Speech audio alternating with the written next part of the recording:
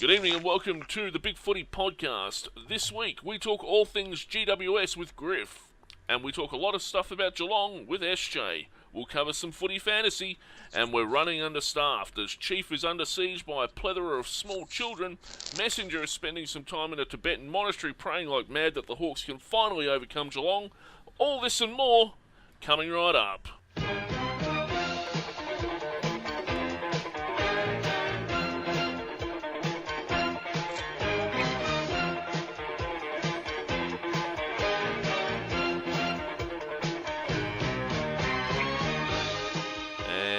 It's good to be back for another week, even if everyone else has decided to go on holidays or pray to whoever or look after kids or whatever the hell they're doing this week. With me tonight, though, I have my good friend and long-time compatriot, the old Dark Navies. Hey, Wookie. Look, it's good to have some new blood on and not have Messenger here for a change. And quite frankly, they're better looking, I think, from what I can see. Which isn't much, given this is done over Skype and on audio only. But I can only assume they're better looking. And the new guys that are here tonight, SJ from the Geelong forum. G'day all. Just Messenger obviously shot through the minute the first Geelong supporter came on board, but that's okay. Big game this Saturday night. I think it might be fear. Fear is what we're smelling. And There might be something else too, just throwing in there for good measure. I'm not really surprised, to be honest. It's very easy to take pot shots at like Melbourne and the Bulldogs and those lesser teams that are struggling at the moment, but when it comes up against a team of genuine class like Geelong, Weak. nowhere to be seen, Messenger. Nowhere to be seen. Front runner extraordinaire, Messenger. Have a good look at yourself, mate. Flat track bully, I think is the term we're looking for. That's it. And joining us as well to talk all things Greater Western Sydney in a moment, we have Griff. How are you, Wookie? And we're supposed to have Scully to Falau, but he's not here. And I think he's still getting over playing the 10-man defence in the second quarter last week. So give it time and you'll get back up. But yeah. So I guess we're going to head straight into tonight's discussion, and we're going to look at your highlights from the weekend as we do every week. And Odian, what was your highlight from the weekend? Bit of a bizarre one. It certainly wasn't the swimming carnival up in Sydney on Friday night.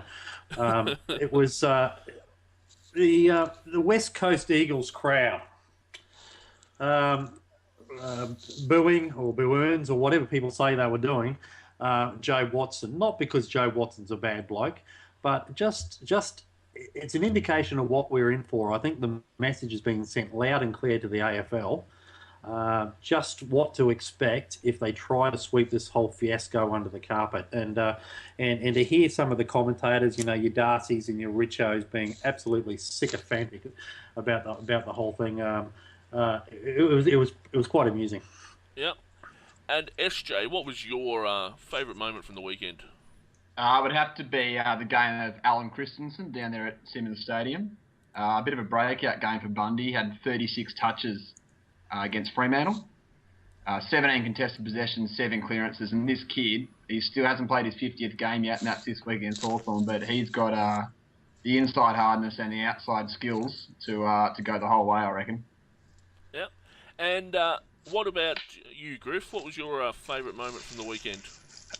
Well, everybody loves an underdog, and Port Adelaide's complete and utter dismantling of Collingwood can't go unnoticed. Anytime the Pies lose is always a happy day for 17 fans of AFL, of all the clubs. No question here. And Ollie Wine's game of 26 possessions in basically 3/4 of footy and a goal is pretty hard to go past. So that was definitely it for me this week. Excellent. My favourite moment of the weekend, Jill and McLaughlin's press conference this morning. It basically came on, the AFL guys said, look, we're taking 2 questions and 2 questions only, that's it. It was almost a waste of everybody's time, and basically McLaughlin came out and said it'll all be over. The Asada investigation will all be over in August, apparently. So we've got another 2 months of this. Just before the finals. Another 2 months worth of shenanigans to get on with, but then apparently it will be all over. And if you're like some people, you believe it's all over for the Bombers for a while. But That's by the by. Well, there's a big, big sound from the west of the town. It's the sound of the mighty Giants. You feel the ground is shaking. The other teams are quaking in their boots before the Giants. We take the longest strides and the highest leap. We're stronger than the rest. We're the greater Western Sydney Giants. We're the biggest and the best. And that is, of course, the theme tune for the Greater Western Sydney Giants. Not one that they will have had the opportunity to sing a lot this year, Griff. Yeah, I'd almost forgotten what it sounded like, to be honest. I'm not sure they know what it sounds like, to be honest. But how are you seeing the GWS season so far? Yeah, it's progressing. It's almost done. Look, it's been a long season, and it was always going to be a difficult season without the mature age talent, and that comes down to sort of the trade period. And GWS can say that other people didn't trade with them, but at the same time, their expectations were probably a little bit too high. But when you get key injuries to players like Chad Corns, Dean Brogan, granted might be over the hill, but they still play a team role, and then you had John Patton go down and destroy the forward line structure, and Phil Davis go out with a back, destroying the back line structure. It pretty much devastated the spine, and all of a sudden you've got kids trying to play roles that, you know, grown men need to be playing. So it's a bit of a struggle. It's very difficult to watch, especially with Sheedy consistently playing players out of position to teach them the game. But I don't think anybody is overly surprised. I mean, the season's pretty much matching what the Gold Coast Suns were doing last year. I think last year after round 14, the Gold Coast Suns were winless and had a 50% odd points to their name, and then they managed to turn around and I think it was 6 wins towards the back end of the season. So there's still hope, but yeah. Okay, guys, I'll open it up for questions from the floor. You guys got anything? I just want to raise something quite amusing that I saw as an aside. John Ralph came out on Twitter and said that he could kick better than Toby Green. And it was a Carlton supporter who responded back on Twitter, yeah, but he could probably write better articles than you. So it's good to see the journos copping some back. I've just going back to what you were saying about the criticisms of teams not wanting to trade with GWS. Sheedy, I think did he use the word gutless or cowards or something like that? He was fairly outspoken about it. He does love his adjectives. Yeah, I mean, it's just that the teams that some of the teams that have been brought up as far as trades at GWS, they're considering themselves to be in some sort of a window. Very, very hard to give up established stars for a high draft pick that might actually just mess up that balance of that window, and you sort of get caught in between your developing players and your established players. So it was probably a little bit, I don't know, it was probably a bit another Sheedy media beat up in my mind. But how do you see it? It's one of those situations where whenever you come to a draft table, you think that you've always got the best hand. And basically somebody had to cave, and somebody had to take, 85 cents to the dollar. GWS didn't want to do that because they knew at worst they stocked their cabinet with the best young talent and then trade in 3 years to get the better players in the system. Sheedy definitely loves to play the underdog. He always has. Even when he was a premiership coach, he probably came out on the Monday and said, and now we're not going to be favourites for next year. So, yeah, there's definitely a beat-up element to it. I think what the Giants needed to do, and maybe they'll learn a bit more this year, is they really need to target those teams that are trying to hold their premiership window open. There'll be certain players around at different clubs who probably either aren't quite happy with the club or feel like they are young enough to see a premiership window somewhere else. And I think they're the sort of players that the Giants need to trade for. So, I mean, with Matthew White at the Crows, I think would be very appealing. I mean, they've got no draft picks this year, so if they could snag number one somehow, I think they'd be very keen to come to the table, especially with their season slipping away. I think some of the rebuild clubs may be wanting to come to the table, maybe St Kilda or the Western Bulldogs. But yeah, it's definitely about targeting the right club because, I mean, last year Trent Cotchin's name was thrown about, and if anybody thought that Trent Cotchin was going to be getting away from Richmond, I think they were higher than Ben Cousins in his heyday. So. Could agree with that. Buddy Franklin's obviously a target for you guys. On Big Coin, possibly an AFL ambassadorship coming his way. But you've got Cameron, you've got Patton. Seem desperate to offload the number one draft pick because that's likely to be a tall forward as well, and you probably don't want to go and spend that number one draft pick on a player that is the second best in the juniors. Are you happy to be chasing Franklin on the sort of coin that's been talked about? Personally, no. I think we could get a developed forward who could do...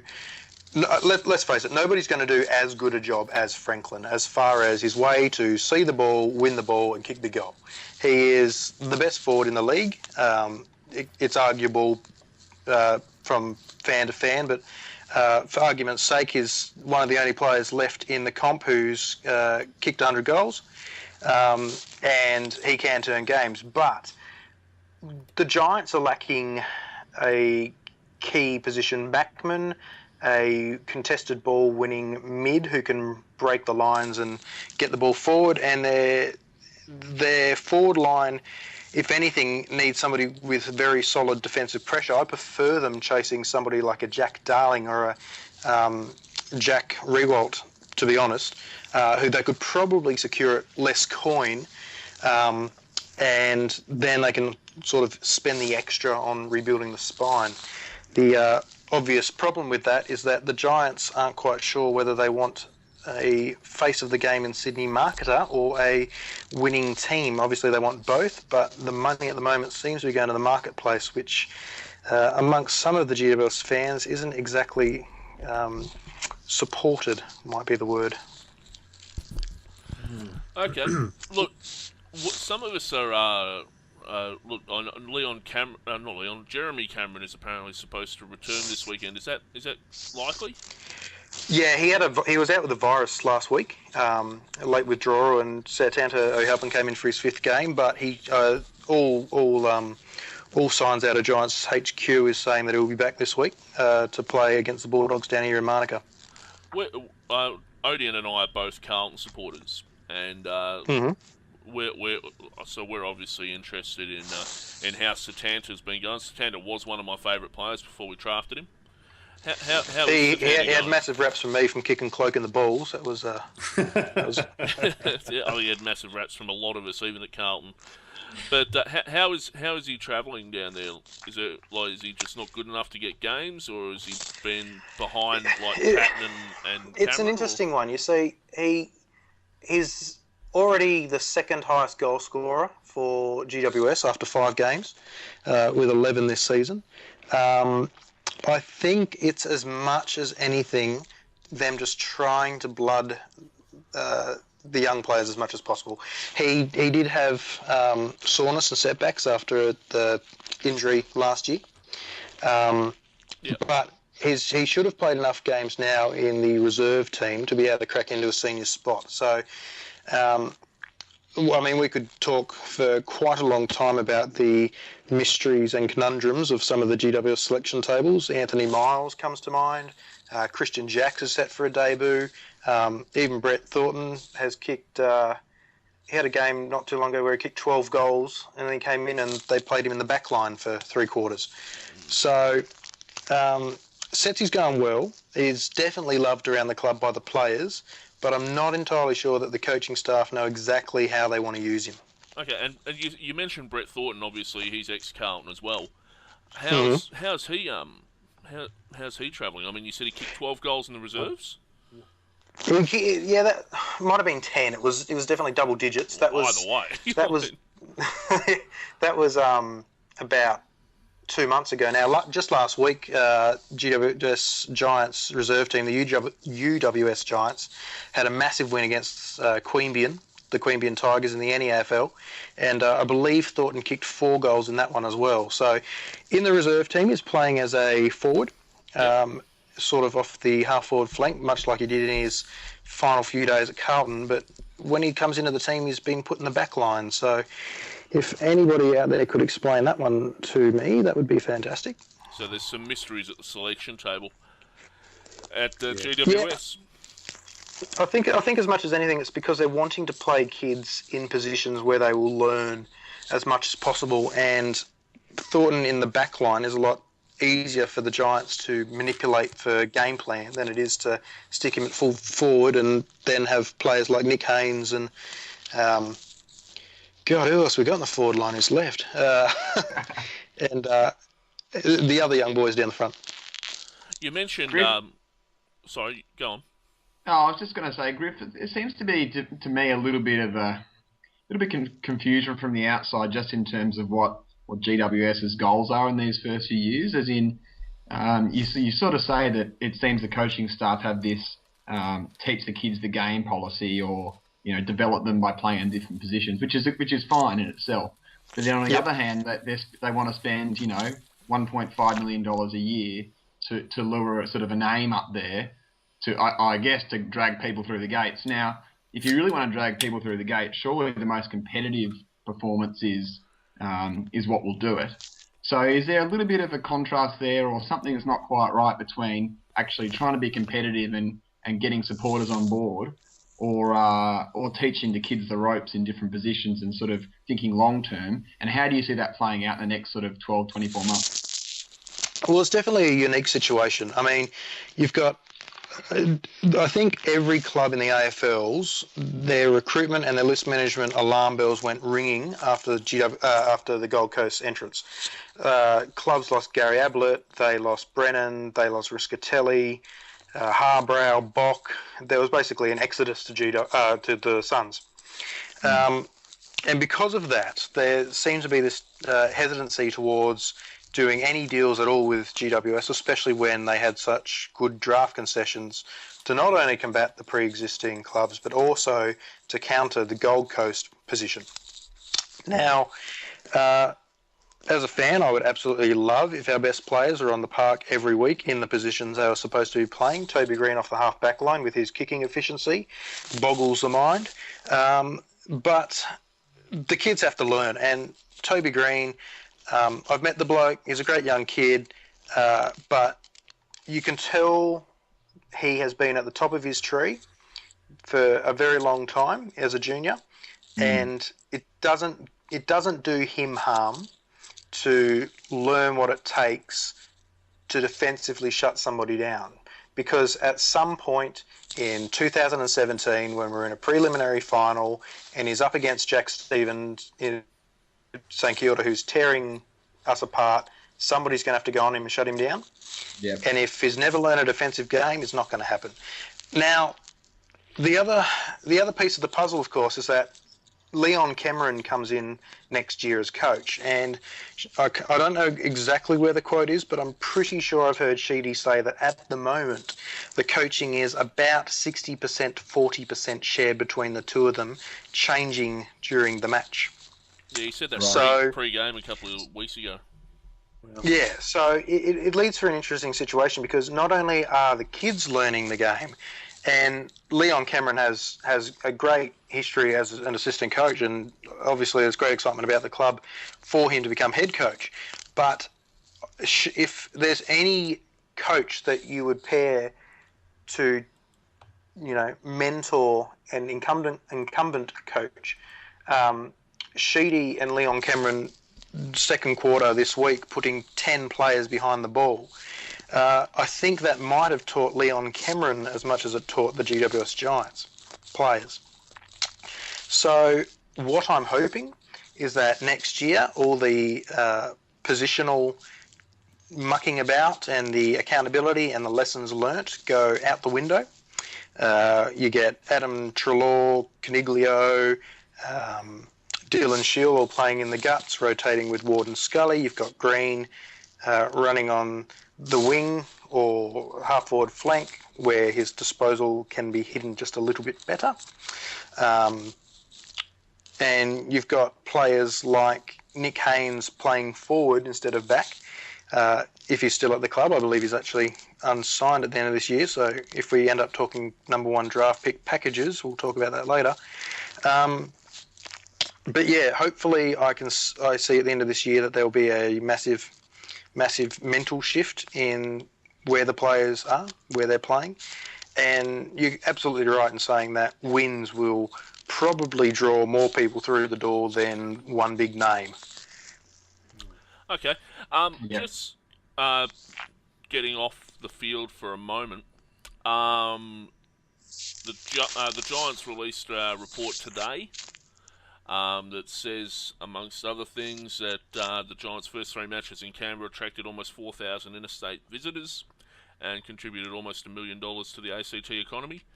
And on top of that, there's apparently an announcement that Manuka is getting upgraded to a 19,000-seat stadium for the World Cup, which will obviously benefit the Giants. How is Canberra working out for you guys? It's difficult. The biggest problem with the ACT government deal with the Giants is that for 2 months of the year, the Giants aren't playing in Sydney. They're using the Canberra games as their home ground, which is fantastic for Canberra.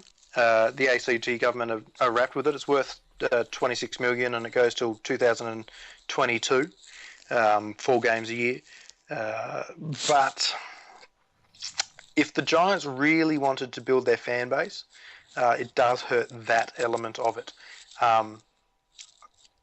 The ground has been upgraded for night. It will be upgraded and completed by January 2014. I think it's getting a new surface, and the seats are going to be revamped. But my personal feelings is, as much as it is great to see Manuka Oval being used, they sort of painted themselves into a corner as they try to build an identity in Western Sydney without playing in Western Sydney. And I think that's also in part because of the Royal Easter Show. Some people may not be aware that the Giants' home ground Skoda Stadium is actually the Sydney Showgrounds Stadium, and it's a co-shared occupancy. And during the Easter Show, I was there in March this year, and I believe there were some drag cars going across the surface. So they got to rip it up every year and relay the turf. So Canberra's sort of a means to an ends for that sort of thing, but it does worry me a little bit that for up to 8 weeks, depending on when the Easter Show is, that the Giants can't actually play in Sydney. I wonder if perhaps that can be if that'll be alleviated in years to come with teams selling home games to Manuka. Yeah, you'd hope so. I mean, the Swans and the Bulldogs played here for quite a number of years, and that was a fairly successful venture until the Giants came in and wanted to stake their own claim.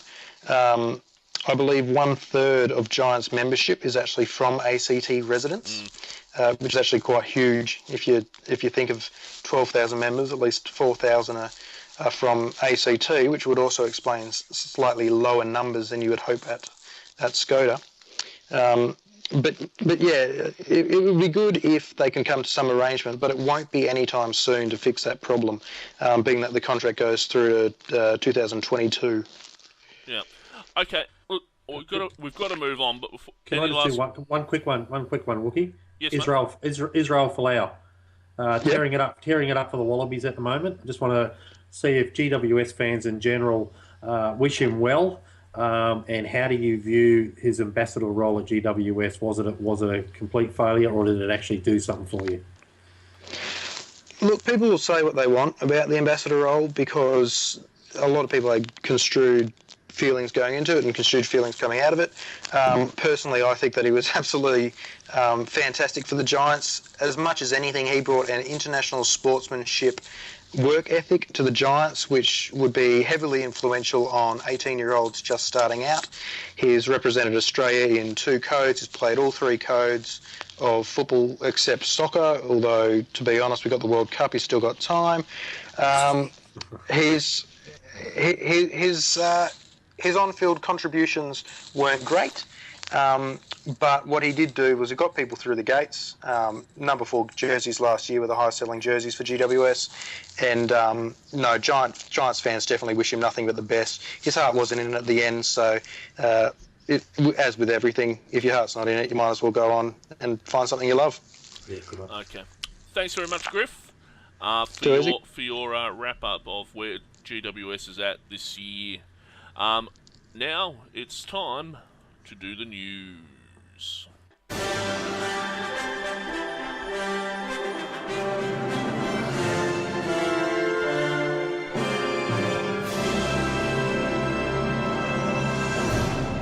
Good evening, this is the Bigfooty midweek news for Wednesday, July the 3rd. I am the Wookiee. AFL Deputy Chief Executive Gillan McLachlan has told media and fans to be patient as the Asada investigation into Asada continues. He told a press conference today that the end is in sight and it's in August. Meanwhile, Stephen Dank says that he is confident Essendon players will be cleared over the drug scandal. Well, I certainly can, but that'll all come out, in the wash very, very shortly, I'm sure. The AFL will field an Indigenous side against Ireland at the end of this season instead of the usual All-Australian side. The Indigenous side will be coached by former Swans forward Michael O'Loughlin, assisted by Rodney Eade. Greater Western Sydney and the ACT government has released a report by Replicom that says the Giants' first 3 matches in Canberra have attracted 4,000 interstate visitors and contributed nearly $1 million to the ACT economy. Greater Western Sydney are currently in the first year of a 10-year, $23 million deal to play 4 matches a year in the capital. Brisbane coach Michael Voss is expected to be handed a 2-year contract along with increased football department spending. Brisbane currently ranks in the bottom 5 clubs in that area, and Brisbane power brokers believe that this has hamstrung Voss's performance as a coach. Port Adelaide's Chad Wingard has signed a contract extension keeping him at Alberton until the end of 2016. To injury news, an Adelaide defender, Brent Riley, will miss the rest of the season with a shoulder injury, while Patrick Dangerfield is expected to return this weekend for the Crows. Richmond ruckman Ivan Maric will miss Saturday's game against North Melbourne with a groin strain. The Western Bulldogs have lost Matthew Boyd for the next month. For Hawthorn, Cyril Rioli is expected to play his first game since round 5. At Collingwood, Dane Beams and Tyson Goldsack look set to return in the VFL. In the West, Matthew Pavlich will play his first game since round 3, and Aaron Sandilands will play his first match this season for the Dockers.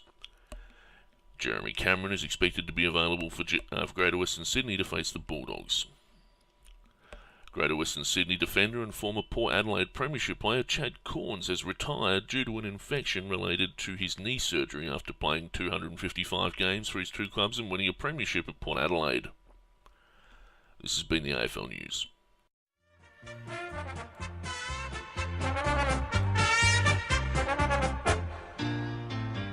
We are Geelong, the greatest team of all. We are Geelong, we're always on the ball.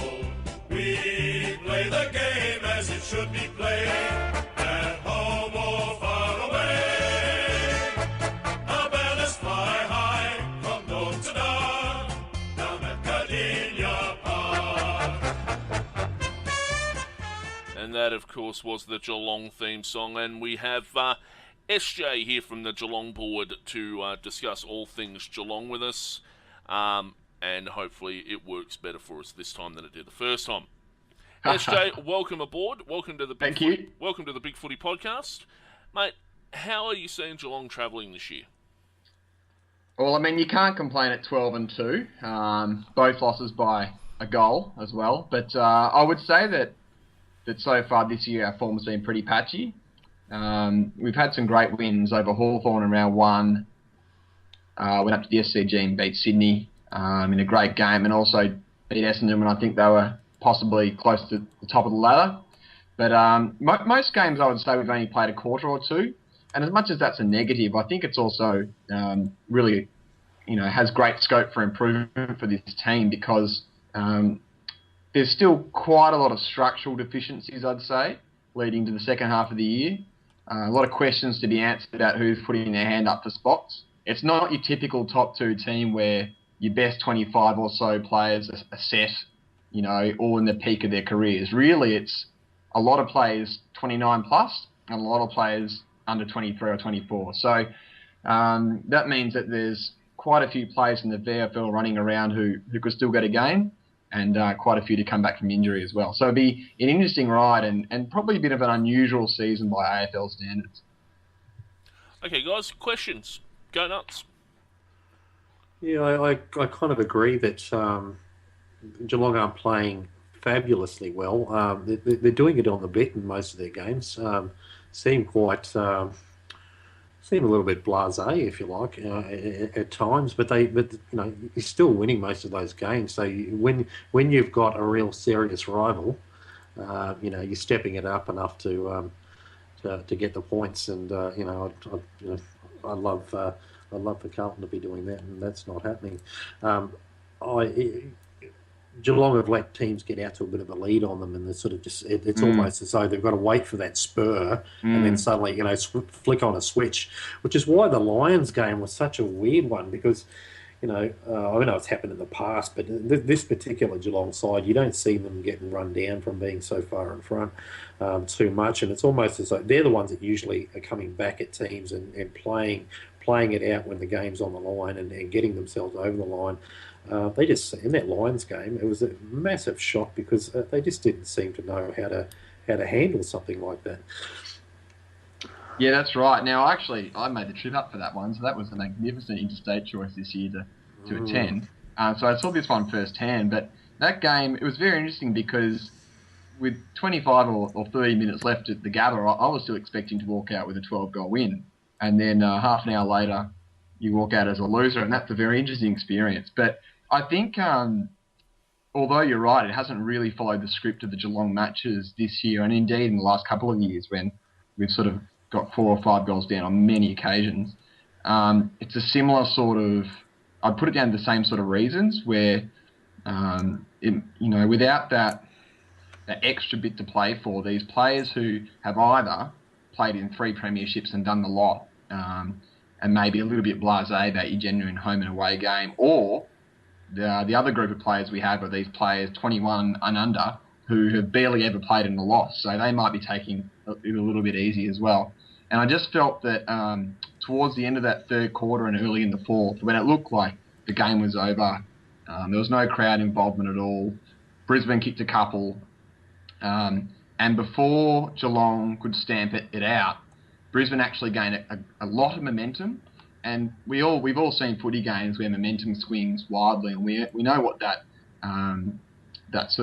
feature is. And you can't quantify it, but there is something there when a team is on and you've let them get away, it's almost, you can't catch them. If they're out of the blocks, they're away, and it's very difficult to slow that down. And I think Geelong probably gave away 3 or 4 goals to let that margin get back to a sort of a 5-goal lead with still 20, 25 minutes left.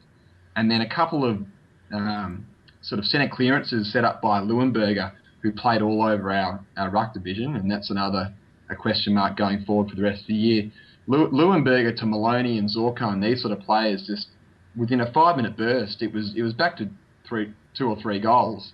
And I'm not sure what it was. We were coming off the bye that week, but Brisbane completely overran us. And to be honest, with 10 minutes left and we were still up by 3 or so goals, it looked like it was Brisbane's games to lose. That's how hard they were coming. And every contest was just dominated by Lions players. It was a very interesting thing to see live. Yeah. Your injury list, I'm not sure how it's shaping up right now, but it's just having a look at who's played this year. He's had some very good players miss large chunks of the season. Rivers has missed 10 games. Chapman 9, Josh Hunt's missed 7 games, Johnson's missed 4, Kelly's missed 5. I think Varco's missed. He's only played 3 games this year too. Yeah, he's missed most of the year. Yep. Yeah, I mean, obviously the likes of Daniel Menzel, it's fairly well documented, and maybe we should talk about that a bit more. But you're not expecting some won't be players playing back this year. for a fair while. But is there anybody due to come back in the side? Yeah, there is. So it's one of those things where a lot of players are scheduled to come back at the same time, but it never really works out as easy as that. So we've had quite a lot come back over the last 4 or 6 weeks, and they may be minor things that pop up for 2 or 3 weeks, or they may be more serious injuries that have kept them out for half a year. So Taylor Hunt's come back into the team in recent weeks. He had a broken collarbone, I think, from the Essendon match. We've had Josh Caddy come back from injury last week through the VFL. We've had Dawson Simpson come back from back surgery, so he missed the full pre-season. Played the last 2 weeks as a first ruck. We haven't had a first ruck play all year. We've had Kelly miss games, I think some due to suspension. Johnson's missed games with injury, suspension. Varco, I think, may be playing VFL this week, and same with Rivers. So as much as they're fit, whether they actually get back to AFL fitness within the next couple of weeks will be an interesting one. Hamish McIntosh is another one who is yet to actually play a single minute for Geelong at any form, at any level, pre-season, reserves, but you name it, at all. So that's an interesting one, which is still on the back burner. But yeah, I would say generally the injury list is on the way up, which is great. And it'd be good because a lot of those players, sort of like your Travis Varco and Taylor Hunt, and they are actually in that bracket of 23, 24-year-olds. And they're the ones you need because they're the ones who are sort of getting towards their peak fitness and peak physicality. And those running players who are older than 20 to 21 years old, they're the ones we've been missing in large proportions of matches. So it'd be great to have that particular class of player back into the team. Okay. So sorry. go, Adrian. You're good. I was just going to ask about, I don't even know how to pronounce his last name. I haven't been. Mark Blickards?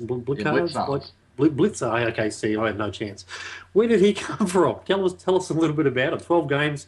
He's only missed 1 game this year, and until I saw him on the field, I didn't even know he existed. Yeah, he's really taken, I'd say, every Geelong supporter, definitely everyone on the Geelong board, a Bigfooty by surprise. He's 3 months ago or 4 months ago at the start of the season, he was our 5th string ruckman. So he's actually not on the rookie list. He's one of those sort of extra sport rookies you get sort of outside the list. And he would have been behind McIntosh, Simpson, West and Vardy as the 5th stringer. And then come round 1, we actually, he was the only ruckman we had fit. And this is a bloke who was a steeplechaser until 18 months ago and was running right up until qualification for London last year. I think he's the son of 2 ex-Australian basketballers, so the breeding's pretty strong. But obviously he's got a ridiculous tank to run in the 3K steeplechase. And he played 4 games in the VFL for us last year after the London bid sort of just fell through, and put in a big pre-season. And just looking at his photos from being a runner and an athlete to being a footballer, he's put on a lot of muscle in that time. And obviously as a high-level track athlete, he's a pretty professional sort of sportsman. And so you can see that sort of paying off. But he has improved mightily in less than a year.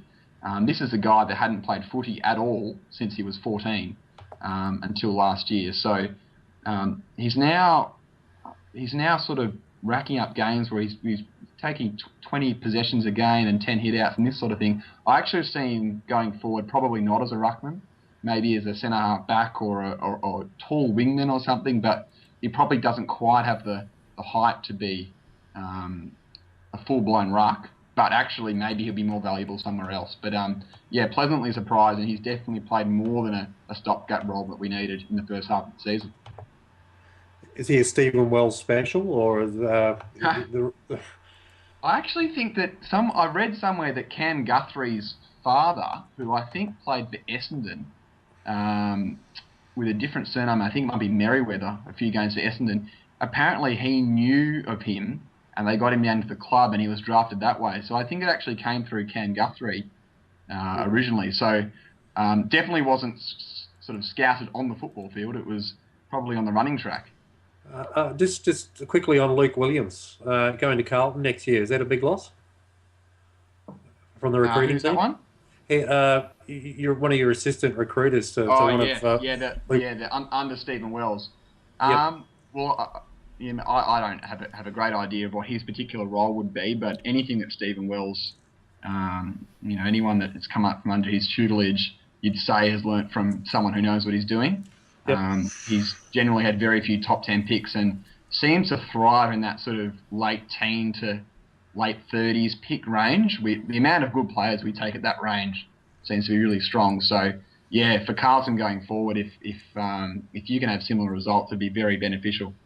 Yeah. All right. Hawthorn have got Geelong this week, I think. That's right. How's that rivalry coming along? Well, we don't. Well, as Carlton people, we tend to mock it a little bit for being new and starting yesterday and that sort of thing compared to what we have, say, with Collingwood. How do you see that rivalry on the general AFL landscape? Yeah, well, I think both sets of fans struggle to cope with the presence of each other, particularly in this sort of week leading up to the big game. It's an interesting one because neither fan is satisfied. I've seen the last 10 wins and 8 of them have been by under 10 points, and yet there's still that 2008 that you'll never forget and sitting in the background. And then there's Hawthorn who, they pinched this early one and they were sort of talked up as, well, they got an early one, now they can go on a great dynasty. And they've done nothing else since either. And a lot of those wins, although those losses to Geelong, although not directly leading to a grand final defeat, have knocked them out of top 4 or have sunk their finals chances or have just hurt them mentally, I think. And it's just a difficult one because there's even been talk on the Geelong board this week about, would you rather drop this one because we might be meeting again in the finals, and do you want to go in with an 11-game winning streak or do you not want to? It's an interesting one, but I would say it's the biggest rivalry for either club, and let's just hope it's another great game and we keep it going as long as possible because it's good for footy. I think of all modern rivalries, like whether they've been artificially created by public holiday, things like the Queen's birthday or Anzac Day, of all the modern rivalries that that sprang up in the last 30 years or so, that the Hawthorn Geelong one really is.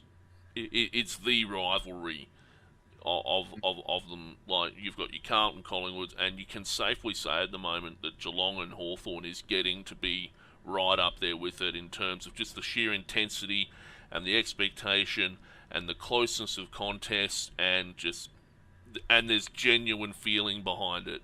That's right. I think what makes it is the emotion of the supporters. Yeah. Because when there's 70,000 at the G, I actually spoke to a Hawthorn supporter over the summer, and I sort of said, how did you feel about the grand final loss? And he said he was hurting more from losing to Geelong after the siren when Hawkins gold than he was for losing the grand final. Yeah. And I thought that was amazing. But that is the sort of feeling that is behind these games. It's the same feeling that like Carlton people had in 1999 when we beat Essendon by a point, and then we lost the grand final, and everyone knew we were going to lose the grand final. Everyone left the ground that day, and we played that was our grand final, and it was worth it just to beat Essendon. Who gives a crap about the next week? Yeah. And ODN will tell you the same thing. We got rolled in 99 in the grand final, but we all knew it was coming, and it was just to get that win over Essendon was more important to us than the result of the grand final. And I think that's what happened there as well. Griff, you've been pretty quiet, mate. What's you dead? You with us? No, I'm here. I'm just. I was taking a look at the stats for some of the Cats players, and I was just thinking, Mackie this year has been absolutely outstanding for you guys. Who do you now rate as your number one defender? This year, Taylor has been our best defender. I think he's probably one of the few established players that have improved this year. I'd say, we don't have many established players, but Hawkins, Selwood, Bartell, Corey, Kelly, these sort of players, Steve Johnson, Chapman hasn't played. They've actually, none of them have improved. And yet we've gone from, I think this time last year we were 8-5, and now we're 12-2. So, but Taylor is one who has improved, and I'm not sure what it is, but his reading of the play, and particularly in the second halves, his ability to stop his own man, but also set up attack from defence, has been really good. And against Fremantle, it was at his absolute best. He must have taken close to 10 marks from opposition kicks.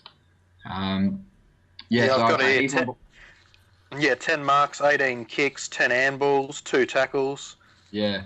So I'd say he's number one. I'd say Lonergan is our other tall, who's probably just tailed off a bit this year. He's been really, really serviceable for 3 or 4 years. Just been beaten a little bit. That may be because Scarlett's gone, I'm not sure. Rivers can't really get a game at the moment. He's been injured most of the year as that third defender, that third tall. And then Mackey's almost switching between the wing and a half back. And I would say since 2011, he's been a very good player for Geelong. I used to think he was quite overrated, but he's just added a little bit of hardness to his game and bowls up for a goal from 50, goes back with the flight now if he has to. Really, he's sort of turned into the player that a 3-time premiership player should be, and that's not knocking him from before then, but I think in this last couple of years, as some of the senior players have drifted away and retired, he's really stepped up to that to take that mantle. All right. Yep. Any final comments, questions? Just was wondering if Harry Taylor's close to re-signing. Yeah, this has been a big topic amongst the Cats fans. I think we've got about pages and pages and pages of thread on this, but there's been some speculation, I think, before the GWS game. Brian Cook may have announced, or Neil Barr may have announced, that he was all but signed. And then I heard some more talk again before the Fremantle game last week. So I don't think he's actually put pen to paper, but the word from the club is that he's going to do so. So you wouldn't think they'd say that unless that was going to happen. That would be a bit of a PR disaster. So hopefully it happens. Of course, he's a WA boy, but we'd like to keep him here, particularly with probably a lack of tall defenders coming through. It'd be good to keep him for a few more years. All right. Well, thanks very much for that, SJ. That was a very reasoned discussion on the whereabouts of Geelong this year. All right, so time to move into the final segment that we have here, and that is what are we looking forward to in round 15? And ODN, I'll give you the chance to talk. Look, obviously, Carlton Collingwood on Friday night. Hopefully that sets up my weekend well enough that I can sit back and watch Geelong beat Hawthorn yet again. I enjoy it immensely when it happens. Yeah, and Griff, what are you looking forward to on the weekend, mate? Well, I'll be heading down to Monica and watching the boys take on the Western Bulldogs. But the big game that I'm really actually keen for will be Essendon Port Adelaide, because I think this will be the game that really shows us where these teams are sitting. There seems to be some false hope on both sides at times, so I think that late Sunday twilight game will very heavily shape the finals. Yeah, and obviously you'll be looking forward to Geelong Hawthorn. Yeah, not sure if looking forward's the right phrase. It's more sort of trying to do everything to not think about it. Really gets me nervous. But I just think it's interesting that this is actually the first time in this run of matches that they've been 1 and 2 when they played each other. Yeah. So it's a huge game, and also it's the first time I believe that Paul Chapman won't be taking part. So I think Hawthorn probably go in deservedly as favourites, but let's just see what the Cats can do. A few big games this week. Carlton Collingwood on Friday night, Geelong Hawthorn on Saturday night, and at the Saturday evening, the Q Clash, Brisbane and Gold Coast at the Gabba, and that's about it. Oh, I think North and Richmond is an interesting game too. It is. North have been very competitive this season, and Richmond are on a bit of a roll. That could go either way, really. That's right, and also probably the last chance for Adelaide West Coast on Saturday night. You'd think losers cooked and the winner maybe hangs in there. Well, yeah, you'd think so. And for Carlton Collingwood as well, Carlton lose and you can almost write them off for the finals. The gap just starts to get wider and wider unless Port lose to Essendon. So it's all very interesting. It makes for an intriguing weekend's worth of matches. Can Melbourne generate some winning form against Sydney? I don't know. No. Can they win 2 in a row? Well, They beat the Bulldogs. It's all, Yeah, they barely. Bulldogs. the drought Well- is over. well, Well, Boyd out will help. Right, just a final note. The AFL is going to trial Hawkeye, they've announced. The same system, well, a similar system to what tennis and cricket use. Apparently it will be slightly different in that it is only designed to allow the video umpire greater control over the vision.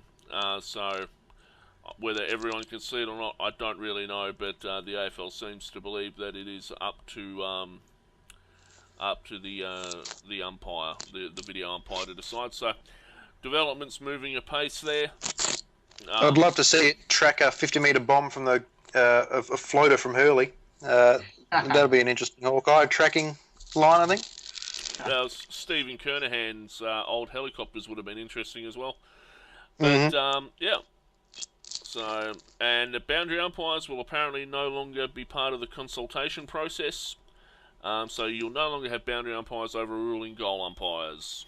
All right, guys. May your best team win. Good luck on the weekend for all of you. Well, good luck on the weekend for you and your teams. I'll say good night to ODN.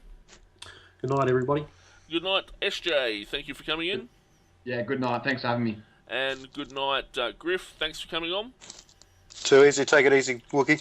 And I'll say good night to everybody. And we'll see you all on the forums.